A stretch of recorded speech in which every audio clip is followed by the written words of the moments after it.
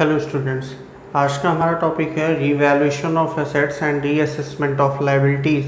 बहुत ही छोटा टॉपिक है, सिर्फ इसके फॉर्मेट और एंट्रीज़ को देखना, जो कि हम ऑलरेडी पढ़ चुके हैं चैप्टर 3 में। Change in profit sharing ratio among the existing partner में, एडमिशन ऑफ अ पार्टनर में, और अब वही हमें रिटायरमेंट ऑफ अ पार्टनर में पढ़ना है। और बिल्कुल सेम एंट्रीज़ है, कोई भी चेंज उसमें नहीं हुआ है, सेम तरीका है, डिस्ट्रीब्यूशन सेम है, एंट्री सेम है कि गेन में कहाँ जाता है, लॉस कहाँ जाता है, वो सारी चीज़ें सेम है। तो उसी को हम आगे कंटिन्यू करेंगे और उसको समझेंगे और एक क्वेश्चन भी इसका सॉल्व करेंगे।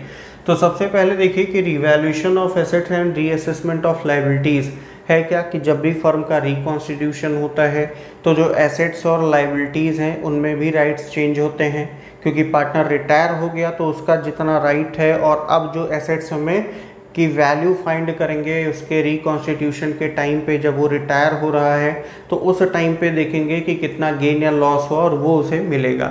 दो तरीका है कि या तो गेन या लॉस जो रिवैल्यूएशन पे होगा वो पार्टनर को मिल जाएगा, रिटायरिंग पार्टनर को मोस्टली उसको मिल जाता है, या फिर हम एडजस्टमेंट एंट्री पास कर लेते हैं।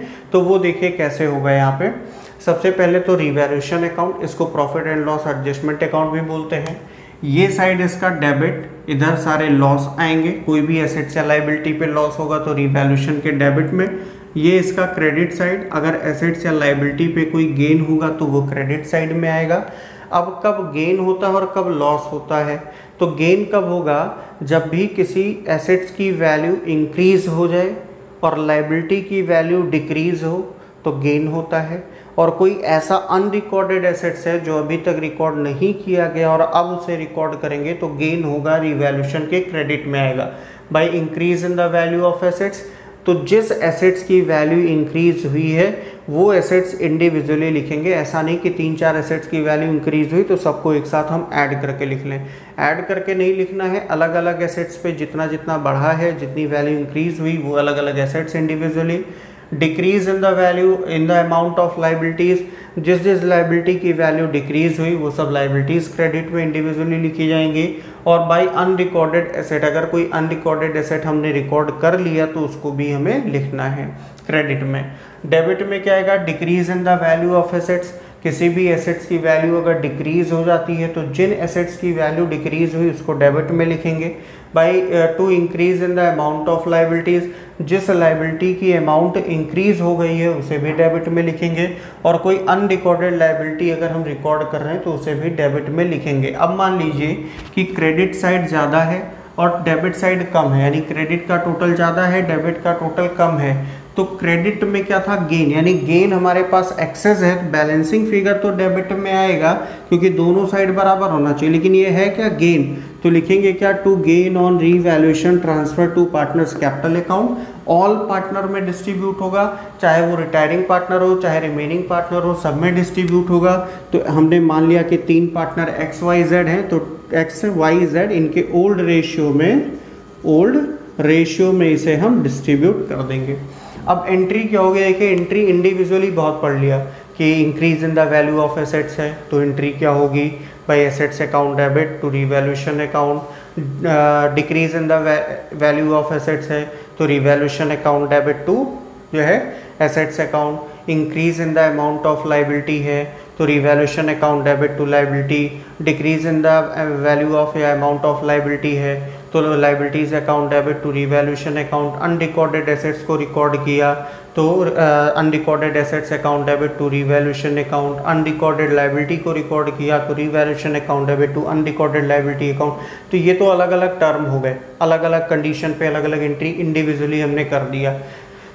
लेकिन टाइम बचाने के लिए हम कंपाउंड भी कर सकते हैं। जैसे हमें ये पता है कि एसेट्स की वैल्यू बढ़ने पे, लायबिलिटी की वैल्यू घटने पे और अनरिकॉर्डेड एसेट्स को रिकॉर्ड करने पे क्या होता है, गेन होता है।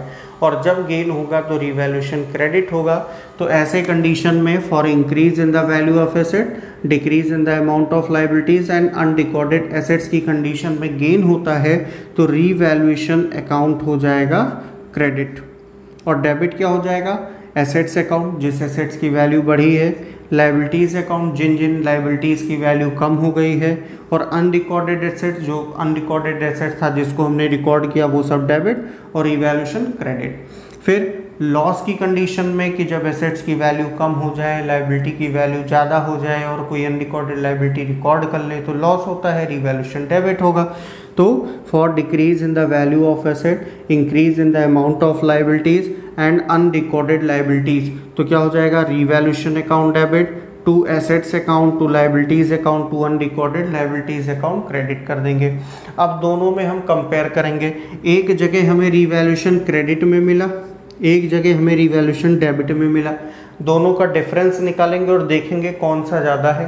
अगर क्रेडिट का रिवैल्यूएशन का अमाउंट ज़्यादा है तो गेन होगा, एंट्री हो जाएगी revaluation account debit to all partners capital account in old ratio, ठीक है, इंक्लूडिंग रिटायरिंग पार्टनर है। अगर जो है डेबिट रिवैल्यूएशन ज़्यादा है तो जो डिफरेंस होगा वो लॉस होगा, एंट्री हो जाएगी all partners capital account debit to revaluation account old ratio में डिस्ट्रीब्यूट कर दिया जाएगा। एक तो ये तरीका हो गया। दूसरा बोल सकता है कि पास नेसेसरी एडजस्टमेंट इंट्रीज। अब एडजस्टमेंट इंट्रीज अगर बोल दिया, इंट्रीज मतलब कई सारी एंट्री हो गई, तो हमें क्या करना है कि रिवैल्यूएशन अकाउंट तो नहीं है लेकिन ये एंट्री सेम है, ये एंट्री बिल्कुल सेम करेंगे कि increase in the value of asset है, decrease in the amount of liability और अनरिकॉर्डेड एसेट्स, पहला ये हो जाएगा। दूसरा जो हमारा decrease in the value of assets, increase in the amount of liability और अनरिकॉर्डेड लाइबिलिटी का ये हो जाएगा। तीसरा गेन या लॉस में से कोई एक हो जाएगा। तो उस कंडीशन में हमें चौथी एंट्री क्या करनी है, पहली एंट्री का रिवर्स, पहली एंट्री का रिवर्स जो हमारा गेन वाला था, है ना, increase in the value of asset, decrease in the amount of liability और अनरिकॉर्डेड एसेट्स का है, तो उसको रिवर्स कर देंगे और लिखा जाएगा मेमोरेंडम रिवैल्यूएशन अकाउंट, ठीक है, memorandum revaluation account debit to assets account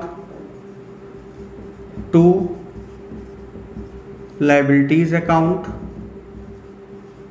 to unrecorded assets account, unrecorded assets account. फिर पांचवी एंट्री हमें करनी है, ये जो लॉस वाली हमने एंट्री की थी जिसमें हमारा लॉस था, डिक्रीज हुआ था, एसेट्स इंक्रीज हुआ था, लाइबिलिटी और एक अनरिकॉर्डेड लाइबिलिटी को हमने रिकॉर्ड किया था, रिवैल्यूएशन डेबिट हुआ था, एसेट्स लाइबिलिटी और अनरिकॉर्डेड लाइबिलिटी क्रेडिट हुआ था, इसका भी रिवर्स करके लिखेंगे।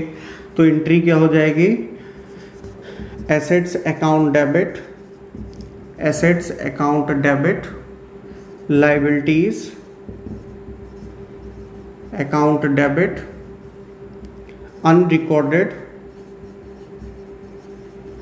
Liabilities account debit to memorandum revaluation account. ऐसे कंडीशन में मेमोरेंडम रिवैल्यूएशन अकाउंट लिखा जाता है।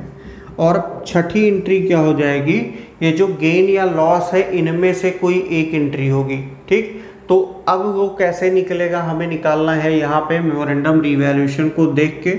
अगर डेबिट ज़्यादा है तो ये यहाँ पे आ जाएगा आपका जो है हो जाएगा memorandum revaluation account debit to remaining partners capital account. और ये किस रेशियो में हो जाएगा, न्यू रेशियो में। लेकिन अगर कहीं क्रेडिट ज़्यादा है तो इन दोनों में जो डिफरेंस निकालेंगे या जो यहाँ पे गेन आया था वो लॉस में कन्वर्ट हो जाएगा, ये मान लो, इसको भी रिवर्स कर दो। तो revaluation debit to all partner था, रिवर्स करोगे तो ये चला जाएगा यहाँ पे, तो इसको हम लिखेंगे आप जो है remaining partners capital account debit, remaining partners capital account debit to memorandum revaluation account. किस रेशियो में, न्यू रेशियो में। और ये जो लॉस था ये रिवर्स होगा तो ये एंट्री बन जाएगी memorandum revaluation account debit to remaining partners capital account, ठीक है। तो ये हमें ध्यान रखना है कि कैसे हमें एंट्री पास करनी है दोनों कंडीशन में। अगर एडजस्टमेंट इंट्रीज बोला तो आगे बढ़ाते चले जाना है, अगर कोई कुछ नहीं बोला है direct pass the necessary general entry on the revaluation of assets and reassessment of liability, तो सिर्फ यहाँ पे आपको थर्ड तक करना है। अच्छा, एक चीज़ और बोल सकता है, pass and adjustment entry an adjustment entry और एडजस्टमेंट एंट्रीज में फ़र्क है। एडजस्टमेंट एंट्रीज मतलब हमें मेमोरेंडम रिवैल्यूएशन अकाउंट ओपन करना पड़ेगा थर्ड एंट्री के बाद, और एडजस्टमेंट एंट्री के मतलब है कि ये जो गेन और लॉस आया इसको आप नेट इफेक्ट निकाल लोगे, जैसे कि आपने एडमिशन में या change in profit sharing ratio में निकाला, और गेनिंग सेक्रीफाइसिंग रेशियो में आप उसको डिस्ट्रीब्यूट कर दोगे। अब मान लीजिए जैसे क्वेश्चन में कह दिया कि पास एन एडजस्टमेंट एंट्री, तो ऐसे कंडीशन में हमें क्या करना है, सबसे पहले increase in the value of assets, ये लिखना है, जितने भी एसेट्स की वैल्यू इंक्रीज हुई, फिर decrease in the amount of liabilities, इसको भी लिख लेना है, और अनरिकॉर्डेड एसेट्स, इन तीनों की वैल्यू को हमें ऐड करना है और इसमें से हमें लेस कर देना है, less decrease in the value of assets, increase in the amount of liabilities और अनरिकॉर्डेड लायबिलिटीज, इसकी वैल्यू को आप लेस करेंगे। रिजल्ट पॉजिटिव या निगेटिव हो सकता है। पॉजिटिव का मतलब है गेन और निगेटिव का मतलब है लॉस, तो ये नेट इफेक्ट बोला जाएगा। अब इसमें हमें आगे क्या करना है, ये तो पहला पॉइंट हो गया। दूसरा तो हमें क्या करना है, फाइंड सैक्रिफाइसिंग और गेनिंग रेशियो, सैक्रिफाइसिंग और गेनिंग रेशियो निकालेंगे। अब सैक्रिफाइसिंग और गेनिंग रेशियो कैसे निकलेगा, आप ओल्ड माइनस न्यू कर दो। ओल्ड माइनस न्यू किया तो पॉजिटिव सैक्रिफाइस नेगेटिव गेन, लेकिन अगर आपने न्यू माइनस ओल्ड का फॉर्मूला यूज़ किया, new ratio minus old ratio, तो पॉजिटिव गेन और नेगेटिव सैक्रिफाइस हो जाएगा। अब फिर तीसरा काम आपको है कि निकालना है फाइंड सैक्रिफाइस्ड और gained share.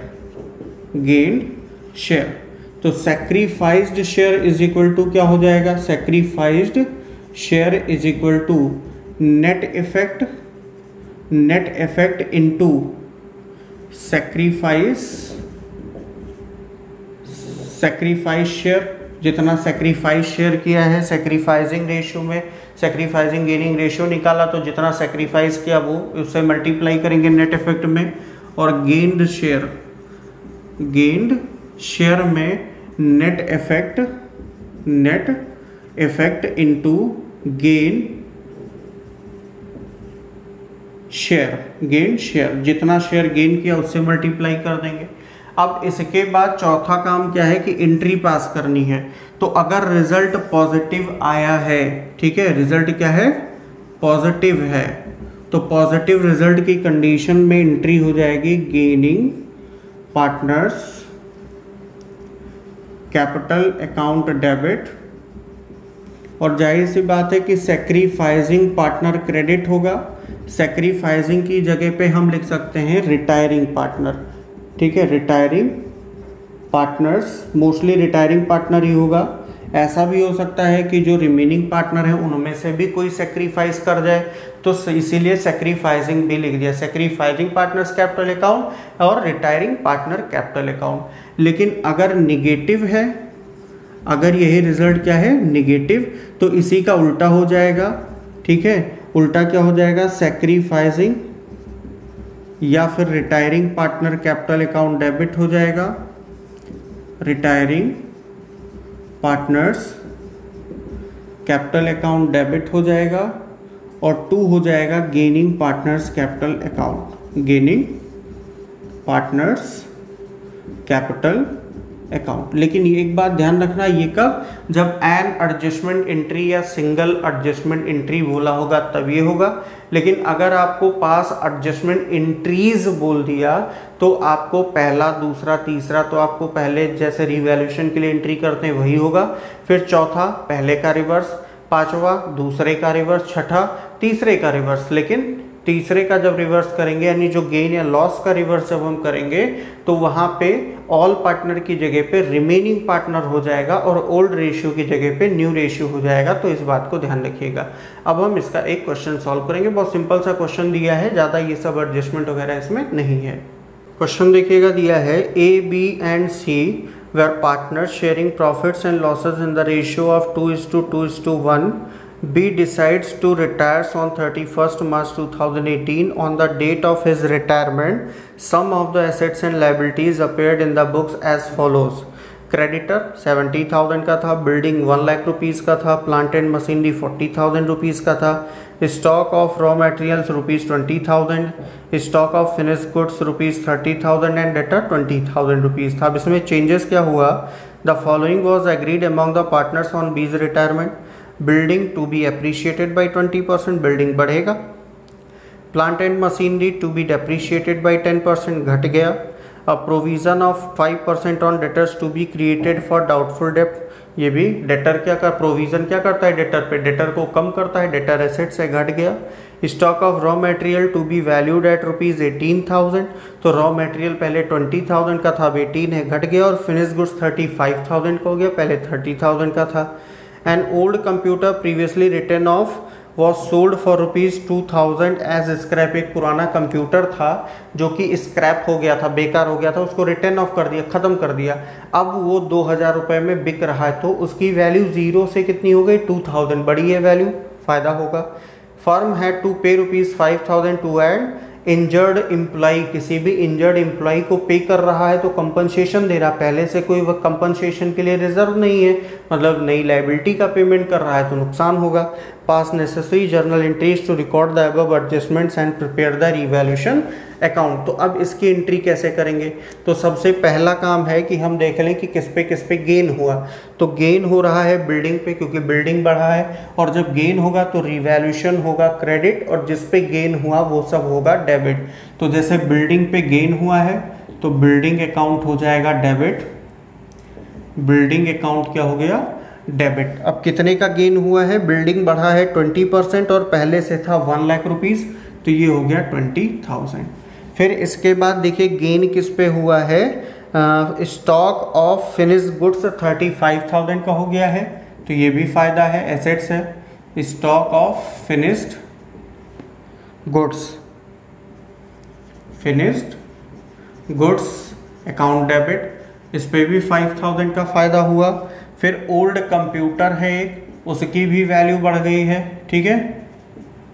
Old computer account debit 2,000 rupees में अब बिक रहा है। फिर इसके बाद है फर्म ने एम्प्लॉय को जो है इंजरी के लिए पेमेंट किया तो नुकसान है। अब क्या करेंगे? रीवैल्यूएशन अकाउंट हो जाएगा क्रेडिट। एक साथ सारी एंट्री इसी तरीके से करनी है। सबसे पहले हमें देख लेना है कि किस पे गेन हुआ, वो सारे डेबिट हो जाएंगे। एसेट से जब बढ़ेगा, लायबिलिटी जब घटेगा तो वो डेबिट होगा, और रीवैल्यूएशन क्रेडिट होगा क्योंकि गेन हुआ। तो कितना हो जाएगा टोटल? 27,000।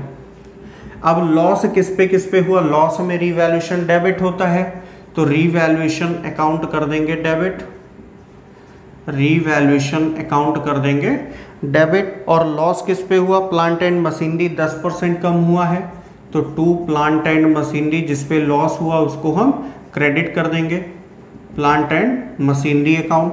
प्लांट एंड मशीनरी पहले से था 40,000 का, अब कितना है? 4,000, जो है इसका 10% कम हो गया, 4,000। प्रोविज़न 5% हुआ डेटर पे, तो प्रोविज़न फॉर डाउटफुल डेब्ट अकाउंट 10 कितना? 5%। डेटर भी कम होगा, 20,000 का था, 5% कितना हो जाएगा? 1,000 हो जाएगा।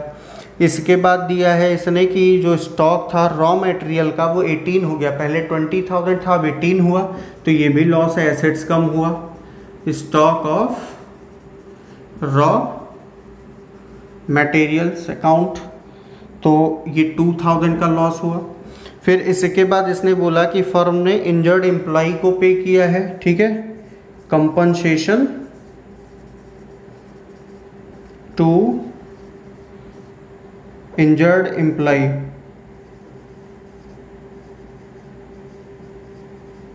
कितना पे किया है? 5,000 रुपीज़। टोटल कर लीजिए, 5 2 7 1 8 4 12, 12,000। अब गेन या लॉस निकाल लो। तो गेन या लॉस जब निकालोगे तो देखो रिवैल्यूएशन क्रेडिट में 27 और डेबिट में कितना है 12। तो दोनों का अगर हम डिफरेंस निकालें तो दोनों का डिफरेंस कितना आएगा 15,000। और कौन सा ज़्यादा, क्रेडिट। क्रेडिट क्या था, गेन, यानी गेन है तो पार्टनर्स के कैपिटल के क्रेडिट में जाएगा, क्योंकि गेन क्या करता है, कैपिटल को इंक्रीज। तो एंट्री क्या हो जाएगी, रीवैल्यूएशन अकाउंट। गेन को डिस्ट्रीब्यूट करने की एंट्री क्या होती है, revaluation account debit to all partners capital account. तो पार्टनर कौन है, ए बी सी, तो to A's capital account, to B's capital account, to C's capital account. और 15,000 यहाँ पे आया। रेशियो क्या दिया था, ओल्ड रेशियो है 2:2:1। तो 2:2:1 में इसको डिस्ट्रीब्यूट करेंगे 15,000 को 2:2:1 में। तो सम ऑफ रेशियो 5, 5 3 ज़ा 15, 3 2 ज़ा 6, 3 2 ज़ा 6 और 3 1 ज़ा 3। ये आ गया, डिस्ट्रीब्यूट हो गया। अभी रिवैल्यूएशन अकाउंट प्रिपेयर करना है, तो रिवैल्यूएशन अकाउंट भी हम प्रिपेयर कर लेंगे साइड में। रिवैल्यूएशन अकाउंट, और इसमें भी आपको बहुत ज़्यादा दिमाग नहीं लगाना। जितने पे गेन, जिस पे गेन हुआ वो सब क्रेडिट और जिस पे लॉस हुआ वो सब डेबिट। तो गेन किस पे हुआ, building, stock of finish goods और ओल्ड कंप्यूटर पे, तो इसको क्रेडिट में लिख लो। तो बाई बिल्डिंग अकाउंट, बिल्डिंग पे कितना गेन हुआ है 20,000, by stock of finished goods account 5,000 और बाई ओल्ड कंप्यूटर 2,000। और लॉस किस पे हुआ है, लॉस प्लांट एंड मशीनरी पे हुआ, प्रोविजन फॉर डाउटफुल डेप्ट हुआ, रॉ मटेरियल कम हो गया और कंपनसेशन पे किया इंजर्ड एम्प्लॉय को। ठीक है, तो इस पे लॉस हुआ, इसको रिवैल्यूएशन के डेबिट में लिख लो। तो to plant and machinery account, plant and machinery account 4,000, to provision for doubtful डेप्ट account 1,000, to stock of raw material account 2,000 और to compensation to injured employee कितना 5,000। अब दोनों का टोटल कर लो। तो डेबिट का टोटल तो कम है, डेबिट का टोटल सिर्फ 12,000 है। ठीक है, और क्रेडिट का टोटल है 27,000। तो क्रेडिट का टोटल लिखो 27,000, ये हो गया 27,000। ठीक, और फिर इसके बाद यहाँ पे डिफरेंस कितना बचा 15,000। तो ये क्या है, गेन है। गेन को हम पार्टनर्स में डिस्ट्रीब्यूट कर देंगे। तो to gain on revaluation transferred to partners capital account, partners capital account। Partner कौन है, ए बी और सी। रेशियो 2:2:1 है, तो 6,000 और कितना आ जाएगा 3,000। हो गया डिस्ट्रीब्यूशन। अब इसी क्वेश्चन में हम देखेंगे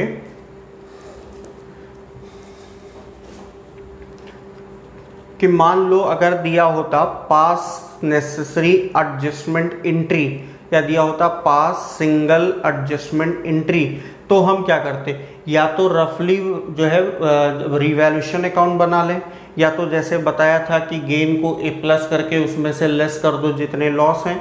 डिफरेंस पॉजिटिव आया तो गेन, निगेटिव आया तो लॉस। तो गेनिंग सेक्रीफाइसिंग रेशियो निकाल लें। तो गेनिंग सेक्रीफाइसिंग रेशियो निकालने के लिए हमें ओल्ड रेशियो और न्यू रेशियो चाहिए। ओल्ड रेशियो हमें पता है कि ए बी और सी का ओल्ड रेशियो कितना है 2:2:1 और न्यू रेशियो कितना दिया है, कितना होगा यहाँ पे, रिटायर कौन हो रहा है, बी रिटायर हो गया। तो कोई भी और इंफॉर्मेशन नहीं दिया है कि न्यू रेशियो क्या होगा, तो ऐसे कंडीशन में जब बी रिटायर हुआ तो ए और सी का रेशियो क्या हो गया 2:1, जो इनका रिमेनिंग शेयर था वही न्यू रेशियो हो गया, और इनका गेनिंग रेशियो क्या हो जाएगा, गेनिंग रेशियो। तो gaining ratio A/C is equal to 2:1 होगा ऐसे कंडीशन में जब न्यू रेशियो के लिए कोई भी इंफॉर्मेशन रिटायरमेंट में नहीं दिया होगा। ठीक है, तो जो रिमेनिंग शेयर होगा वही न्यू शेयर, वही उनका गेनिंग रेशियो हो जाएगा। और अब जो नेट इफेक्ट आया इसको गेनिंग रेशियो में हम डिवाइड कर देंगे। ठीक, तो अब एंट्री क्या हो जाएगी, तो एंट्री देखिए क्या होगी। हमने आपको बताया था कि एंट्री क्या होती है, गेन की कंडीशन में gaining partner capital account debit to sacrificing और रिटायरिंग पार्टनर कैपिटल अकाउंट। तो यहाँ पे जब गेन 2 कर रहे हैं तो एक ही बचा, जो रिटायरिंग पार्टनर है वही सैक्रिफाइस भी कर रहा है। तो एंट्री क्या हो जाएगी, A's capital account debit, A's capital account debit, C's capital account debit, C's capital account debit to B's capital account. बस इसी में हमें डिस्ट्रीब्यूट कर देना है। तो बी रिटायरिंग पार्टनर का शेयर कितना है, रिटायरिंग पार्टनर का शेयर हमने निकाला था 3000, तो यहाँ पे कितना आ जाएगा 2000 और 1000 हो गया गेनिंग सैक्रिफाइसिंग रेशियो में डिवाइड। ठीक है, अब इसके बाद जब अगर हमें मान लो एडजस्टमेंट एंट्री करनी पड़े तो एडजस्टमेंट एंट्री के लिए हमें क्या करना पड़ेगा, जब एंट्रीज बोल दे तो ये जो हमने 3 एंट्रियां की हैं इन्हीं का रिवर्स करते जाना। तो पहले का रिवर्स जब करेंगे तो ये हो जाएगा memorandum revaluation account, revaluation account debit to, अब जिसपे यहाँ पे जो डेबिट था वो क्रेडिट में चला जाएगा, बिल्डिंग अकाउंट। इसी 3 एंट्री के बाद हमें इसको कंटिन्यू करना है, ऐसा नहीं कि वो अलग से होगा, ये 3 करने के बाद कंटिन्यू करना है। To stock of finished goods account to old computer. तो यहां पे 20,000, ये था 5,000 और ये है हमारे पास 2,000, टोटल 27,000। अब ये जो दूसरी एंट्री थी इसका भी रिवर्स करेंगे तो रिवैल्यूएशन क्रेडिट हो जाएगा, बाकी ये सब क्या हो जाएंगे डेबिट। तो plant and machinery account debit कितना है 4,000, प्रोविजन फॉर डाउटफुल डेब्ट, प्रोविजन फॉर डाउटफुल डेब्ट अकाउंट डेबिट 1,000। फिर इसके बाद है stock of raw material, stock of raw material account debit, ये कितना हो जाएगा 2,000। फिर इसके बाद क्या हो जाएगा, यहाँ पे है compensation to injured employee, injured employee debit 5,000 और 2 यहाँ पे मेमोरेंडम रीवैल्यूएशन अकाउंट, ये कितना 12,000। अब हमने बताया था या तो आप इसका डिफरेंस निकाल लो, डेबिट 27 क्रेडिट 12 15, और कौन ज़्यादा है डेबिट। अब देखिए ये तीसरी एंट्री है, इसको हम रिवर्स करेंगे तो रिवैल्यूएशन डेबिट था, अब क्या हो जाएगा क्रेडिट। या फिर हमने क्या बताया था कि दोनों का डिफरेंस निकाल लो, memorandum revaluation account debit, memorandum revaluation account credit. तो डेबिट में कितना है 27, मेमोरेंडम रीवैल्यूएशन के क्रेडिट में कितना है 12, दोनों बराबर होना चाहिए। तो 15,000 क्रेडिट में कम है तो मेमोरेंडम रीवैल्यूएशन अकाउंट क्या हो जाएगा क्रेडिट हो जाएगा, मेमोरेंडम रीवैल्यूएशन अकाउंट क्या हो जाएगा 15,000, और remaining partner capital account debit हो जाएगा, A's capital account debit, C's capital account debit. और किस रेशियो में, न्यू रेशियो में डिस्ट्रीब्यूट कर देंगे। तो न्यू रेशियो 2:1 है तो 10,000 और 5,000 होगा। या फिर हमने क्या कहा था कि इसी का रिवर्स करो, तो रिवर्स करोगे तो देखो रिवैल्यूएशन डेबिट था, मेमोरेंडम रीवैल्यूएशन क्रेडिट हुआ, यहाँ पे पार्टनर डेबिट क्रेडिट थे, यहाँ पे डेबिट हुआ, यहाँ पे ऑल थे, यहाँ पे रिमेनिंग होगा, यहाँ पे ओल्ड रेशियो था, यहाँ पे न्यू रेशियो होगा। तो ये 6 एंट्री ऐसे कंडीशन में आपको पास करनी पड़ेगी और इसी के साथ ये टॉपिक भी आपका खत्म हो गया। Thank you.